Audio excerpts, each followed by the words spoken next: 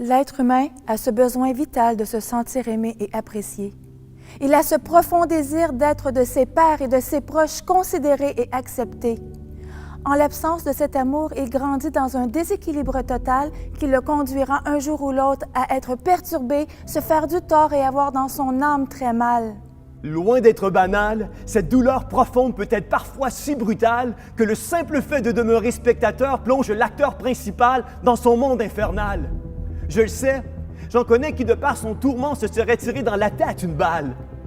Ce sentiment de réjection devient alors une racine, produisant cette maxime qui pour certains rime avec cocaïne. Pour d'autres, elle engendre certainement des dépendances loin d'être anodines. Mais lorsque consommée comme une aspirine, elle devient une arme explosive telle qu'une fusée d'ogive, qui trouve son chemin jusqu'au plus profond de nos entrailles pour aller y déposer cette semence avec qui le temps finit par faire son travail. Sans en connaître de la partie adverse l'exposé, le rejet paralyse ton acuité pour en venir à mettre KO ta lucidité. Ajoutez à cela une pincée de sel de rancœur. Et vous aurez le cocktail idéal qui finira par endurcir n'importe quel cœur. Assurément, vivre le rejet te fait sentir comme le pire des déchets, même chez les gens les plus durs. Ils laissent sur leur cœur cette profonde égratignure qui fréquemment finit par engendrer dans leur vie de multiples blessures. Souviens-toi alors de ceci aujourd'hui. Le pire des rejetés s'est fait pour toi et moi maltraiter. Son amour pour l'humanité l'empressa à tout abandonner, le poussa à se donner et à être pour toi et moi injustement martyrisé. Pour finir par être par les humains condamnés par un faux verdict de culpabilité. Ce qui le conduisit par amour pour toi et moi à être odieusement sur ce bois crucifié. Il accepta de vivre un tel châtiment parce qu'à ses yeux, cet homme faussement accusé considérait que toi et moi étions importants.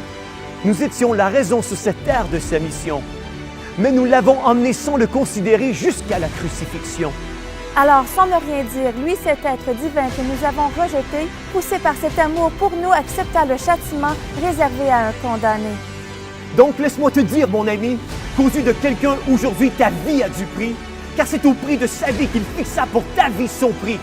Donc, personne ne peut racheter ta vie, même celui pour qui le crédit serait à l'infini, car sa vie donnée pour sauver nos vies n'a ici-bas aucun égal en fait de prix, parce qu'aucune personne, ni même aucun Dieu sur la terre et dans les cieux, ne peut arriver à rivaliser avec l'ultime prix qu'a payé pour toi et moi notre Seigneur Jésus-Christ. Tu es la manifestation de son expression. C'est pourquoi, par le moyen de la rédemption, il accepta que tu portes en toi son nom. Tu es à ses yeux une merveille, une incontestable beauté, car la Bible nous dit que c'est à son image que nous avons tous été créés. Tu es maintenant du Père héritier et du Fils co-héritier. Tu as à ses yeux de l'appréciation et de la valeur. C'est pourquoi, pour ta rançon, Dieu a renvoyé ce qu'il y avait de meilleur. Tu es choisi par le Père, saint et bien-aimé. Tu es avec l'Éternel, par Jésus réconcilié. Tu es donc un fils du Très-Haut et ta résidence permanente est auprès de lui là-haut. Tu es une nouvelle création. Du Saint-Esprit, tu es le temple sur cette terre, l'habitation. Tu es un membre important de son corps et s'il vit en toi, c'est donc de dire que de ce monde, il te rend encore plus fort. Tu es juste et saint et tu es du ciel un citoyen. Le diable ne peut pas te toucher car de Dieu tu es né. Tu es de cette terre un étranger. Ta maison véritable est avec lui dans les lieux élevés où pour l'éternité tu vivras à ses côtés. Oui, c'est vrai, tu peux parfois ici-bas te sentir des autres repoussés, mais sache que là-haut, tu es véritablement considéré. Car pour toi, Jésus a accepté de tout quitter, certainement en obéissance à son Père, mais aussi par amour pour l'humanité. Et à ce que je sache, tu fais partie de cette race que nous retrouvons à travers le monde entier. Alors cesse de le fuir et invite-le dans ton cœur à régner.